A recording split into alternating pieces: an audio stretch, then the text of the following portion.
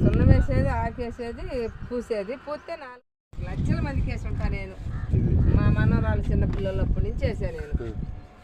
ఇప్పుడు కాదు. అయితే ఎంతమంది చెక్కులతో లేపి వేసిన. చెక్కులు మా ఊర్లో కామకి ఏమొచ్చిందో.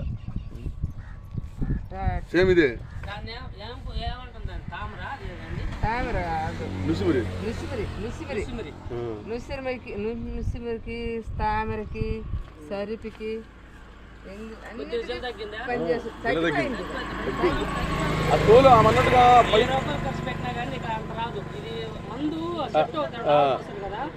అన్నట్టుగా లేచిపోతుంది. అది పక్కు లేచిపోతుంది. అదే ఉదయాన్నే మీ పాలు మామిడి పాలు కడగమన్నది కదా, కడిగిపోతుంటే పక్కులు లేచింది.